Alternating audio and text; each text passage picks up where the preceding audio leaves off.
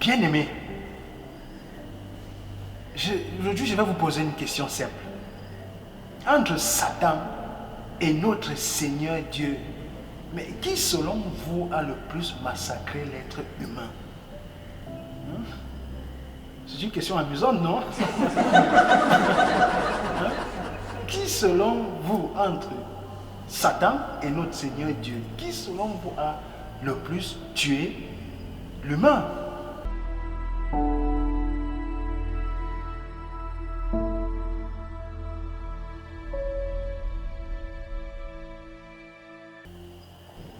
Je vous rappelle que Satan est l'esprit du mal.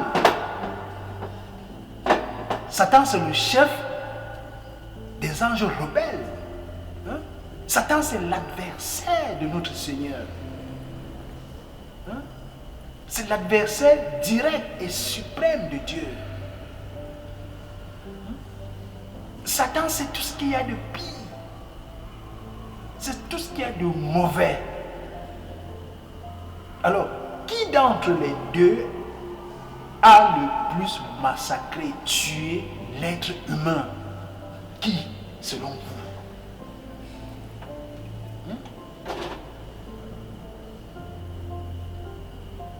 Qui a autant ôté la vie aux humains? Je ne parle pas des morts naturelles. Je ne parle pas de ces morts naturelles qu'on vit tous les jours. Qui a autant mené les hommes au combat? Qui a autant ôté des vies directement?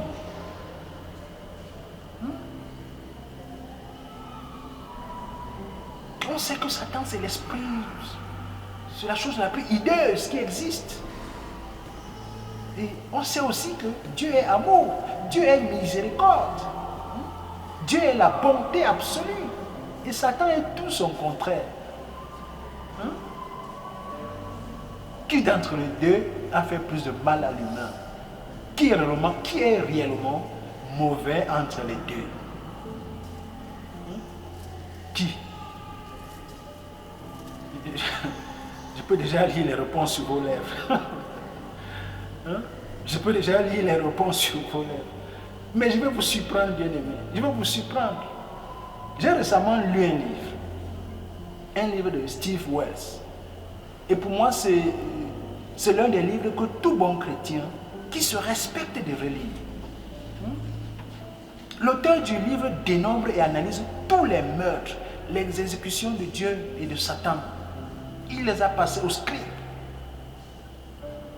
Il les a tout étudiés.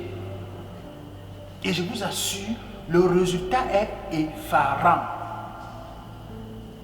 Le résultat est notre Seigneur, Dieu totalise le massacre direct de 160 personnes.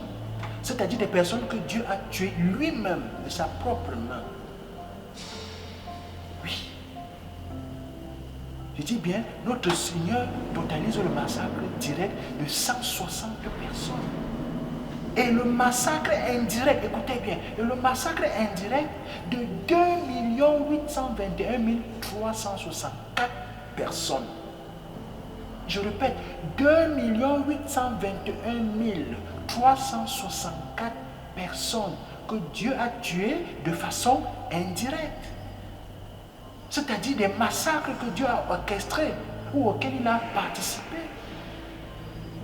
Donc, d'une façon générale, si on additionne des massacres directs et indirects, on aura un total de 2 821 524 personnes tuées. Par contre, Satan, qui est censé être le méchant, est l'auteur, écoutez encore bien, est l'auteur de 10 morts, 10 personnes. 10 personnes seulement dans l'Ancien et le Nouveau Testament. C'est pas hallucinant? C'est pas étonnant? Satan n'est responsable que de 10 morts, directs ou indirects. Dieu, par contre, il y a 2 821 524. C'est hallucinant, non? Vous ne trouvez pas? Même dans nos pensées les plus fous, on ne peut pas imaginer que la palme d'or du plus grand massacreur de la Bible revienne à Dieu. On ne peut pas imaginer. Est-ce qu'on peut aimer les gens et en même temps les broyer autant avec pour prétexte qu'ils ne sont pas obéissants? Est-ce que Dieu peut prétendre nous aimer et en même temps nous massacrer autant? Notre Seigneur est-il réellement un être d'amour? Est-ce que Dieu est-il réellement un être d'amour? Dieu est-il là pour nous protéger réellement? Ou c'est juste un être assoiffé de sang et de massacre? Qu'est-ce que Dieu peut ressentir en massacrant autant de personnes? Qu'est-ce qu'il peut ressentir? Il y a au moins 160 épisodes sanglants causés par Dieu dans la Bible. Je dis bien 160 épisodes sanglants causés par Dieu dans la Bible. L'estimation de 2 821 524 personnes massacrées sont faites sur la base des 53 premiers épisodes. Ce nombre est fait seulement sur les 53 premiers épisodes, sur les 53 des 160 épisodes. Ça voudrait dire qu'il y a 107 épisodes sanglants dont il est impossible de dénombrer les victimes. Est-ce que vous écoutez bien? On parlait de 2 821 524 personnes tuées juste pour les 53 premiers épisodes sanglants que regorge le Nouveau et l'Ancien Testament. Donc, 107 épisodes sanglants sont indéchiffrables. On ne peut pas savoir le nombre de victimes. Par exemple, le récit du déluge, par exemple, ne précise pas combien de personnes sont mortes. Sont mortes. Le déluge, on n'a aucune précision sur le nombre de personnes que Dieu a tuées pendant le déluge. Mais on sait que seul Noé et sa famille sont restés vivants sur terre. C'est tout ce qu'on sait. Et c'est Dieu lui-même qui nous informe dans la Genèse. C'est Dieu lui-même qui nous informe. Je ferai pleuvoir sur terre, je ferai pleuvoir sur la terre 40 jours et 40 nuits, et j'exterminerai de la surface de la terre tous les êtres que j'ai faits. Mais écoutez Dieu parler, écoutez comment Dieu est, écoutez la barbarie d'un Dieu supposé d'un Dieu d'amour. J'exterminerai de la surface de la terre tous les êtres que j'ai faits. Mais quand un être humain va lire cela et demain va aussi se permettre d'exterminer les gens, mais on dira qu'il est cruel, on dira qu'il est méchant, on le traitera de tous les noms, du diable. Commençons par interroger notre Seigneur Dieu. Quel est ce vocabulaire qui sort de la bouche d'un Dieu d'amour? J'exterminerai de la terre. Et après avoir dit ça, il a fait. Il a exterminé de la terre presque tous les habitants. Et il est tranquille. Dieu est tranquille. Il n'a aucun remords de son geste. Et selon cet auteur, selon Steve Wells, le total des personnes tuées par Dieu dans ce déluge pourrait, parce qu'il précise bien, pourrait avoisiner les 25 millions de personnes. Donc, si on ajoute 25 millions de personnes à 2 821 524, mais vous voyez que ça donne, en termes de victimes, ça donne des... C'est énorme. C'est énorme. Vous voyez ce que ça donne en termes de victimes? 25 millions plus 2 800. Mais c'est énorme pour un Dieu d'amour. Mais je précise bien, on ne parle pas des personnes qui sont mortes de façon naturelle. Il faut bien comprendre. Je vous parle là des crimes commis par Dieu, des massacres en masse, des meurtres gratuits.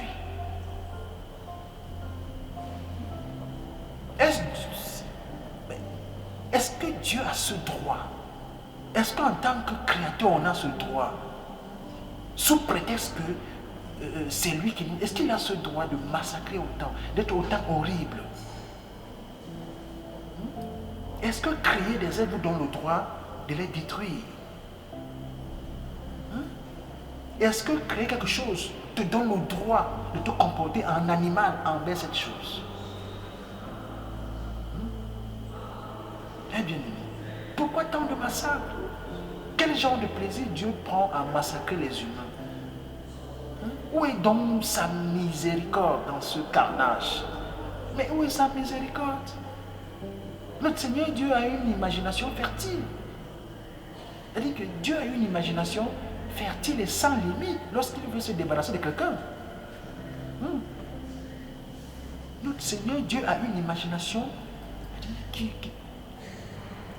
va vite lorsqu'il veut se débarrasser de quelqu'un. Il ne manque pas les prétextes et les moyens. Il y a aussi un autre répertoire, il y a aussi un autre répertoire de meurtres non comptabilisés.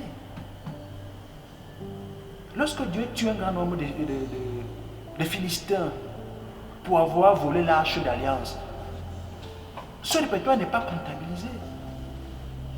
Et imaginez ce qu'il inflige aux survivants. Des hémorroïdes.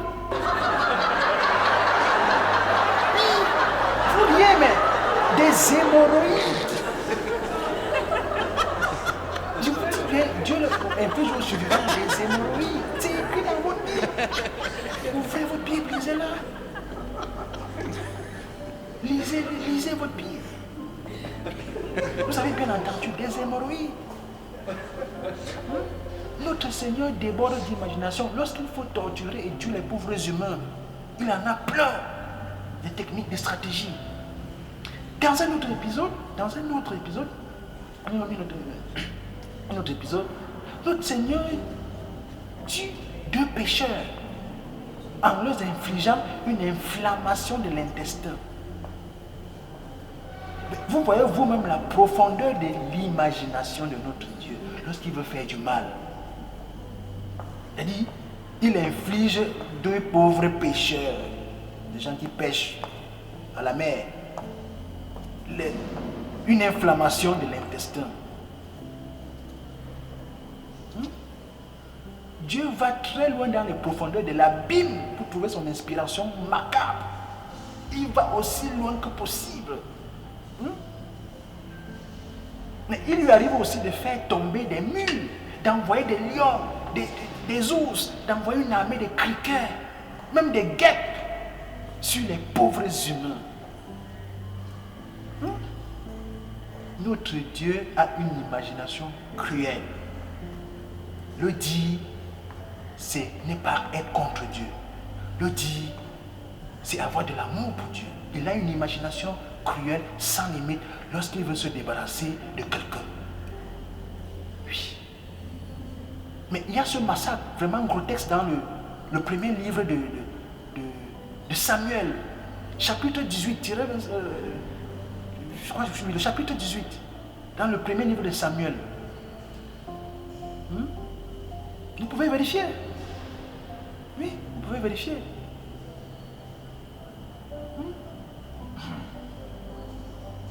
Dans ce chapitre 18 où David, avec l'aide du Seigneur, il a dit qu'avec David, avec l'aide du Seigneur, tue 200 Philistins et apporte les prépuces au roi qui désirait se venger d'eux. Vous imaginez 200 Philistins. Et par la suite, il apporte les prépuces au roi. Notre Sainte Bible n'est truffée que des meurtres injustes, que des tueries injustes, grotesques. Lorsque le peuple d'Israël se plaignait à Dieu de n'avoir ni eau ni nourriture, la réponse de Dieu, écoutez, la réponse de Dieu était d'envoyer des serpents brûlants pour anéantir les plaignants. C'est dans le livre des Nombres. Je dis bien, lorsque le peuple d'Israël se plaignait de n'avoir ni eau ni nourriture, mais la réponse de Dieu fut d'envoyer des serpents brûlants pour les anéantir. Et Dieu tua aussi 14 700 hommes qui s'étaient plaints qu'ils avaient tué des hommes pour rien. C'est-à-dire, des personnes qui se sont plaintes que Dieu a tué des personnes pour rien ont été eux aussi à leur tour massacrés. C'était au nombre de 14 700. C'est dans votre Bible. Vous constatez qu'il ne fait pas bon de critiquer le divin. Il ne fait pas bon de critiquer le divin créateur. Notre Seigneur se comporte exactement comme un tyran autocrate qui ne supporte pas la critique. C'est bizarre, c'est vraiment bizarre. La personne qui est censée être l'être le plus méchant, le plus détestable, elle se révèle être l'être rempli d'émotions. Satan se révèle être supérieur à Dieu dans la façon de se comporter. Eh bien aimé. Mais on peut aisément comprendre pourquoi Satan s'est séparé de notre Seigneur Dieu. Mais il en avait marre de voir Dieu sombrer dans le massacre des innocents. Mais on peut aisément le comprendre. Voilà peut-être ce qui l'a poussé à claquer la porte du paradis. Mais toute personne n'avait qu'un bon cœur claquerait la porte devant une personne cruelle. Vous aussi, vous ne pouvez pas résister. La présence, vous ne pouvez pas rester à côté de quelqu'un cruel. Vous ne pouvez pas. Vous allez finir par claquer la porte. Vous allez finir par en avoir marre, bien-aimé. Je pense que c'est ce qui a dû séparer Dieu et Satan.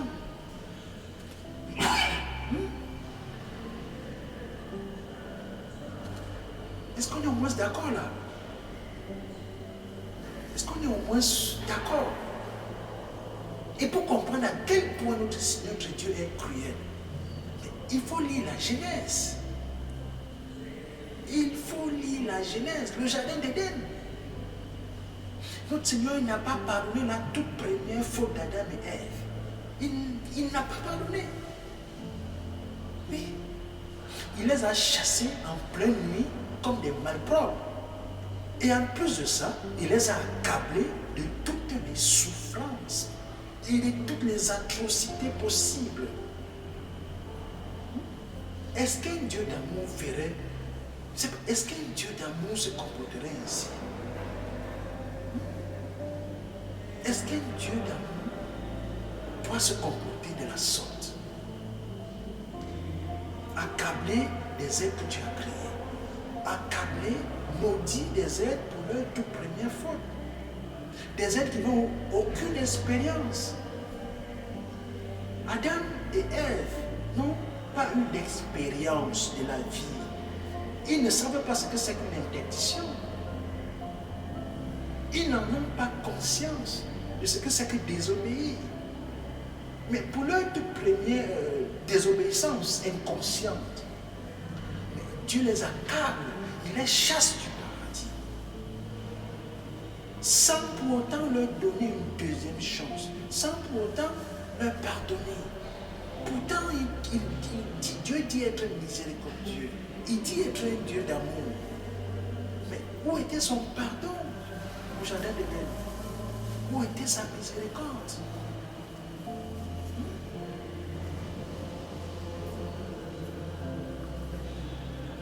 Pourquoi Dieu nous montre que sa face la plus hideuse?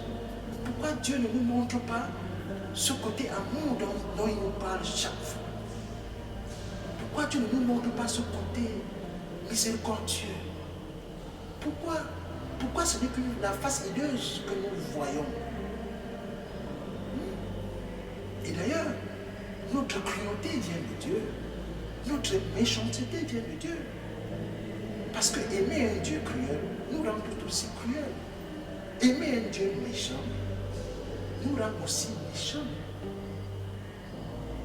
Et si l'humanité, bien aimé, et si l'humanité se reprenait avec Satan? Et s'il y avait une confusion entre Dieu et Satan?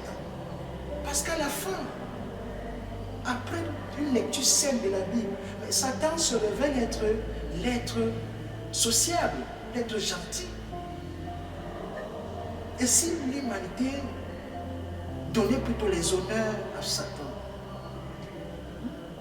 est-ce que Dieu est-il réellement Dieu? Est-ce que notre Seigneur est-il réellement le Dieu d'amour dont on parle? Ce sont des choses que nous devons méditer au quotidien. Nous devons méditer, nous devons réfléchir. Est-ce qu'il n'y a pas eu une sorte de confusion entre celui qui est censé être notre Dieu et celui qui est censé être notre ennemi? Est-ce que celui qu'on prend pour ennemi là n'est pas en réalité celui qui nous protège? Pourquoi il y a eu discorde entre Dieu et Satan? Pourquoi? Pourquoi y a-t-il eu une discorde entre ces deux êtres? Le problème est plus grave que ce qu'on pense. Le problème de la chute est plus grave que ce que nous pensons.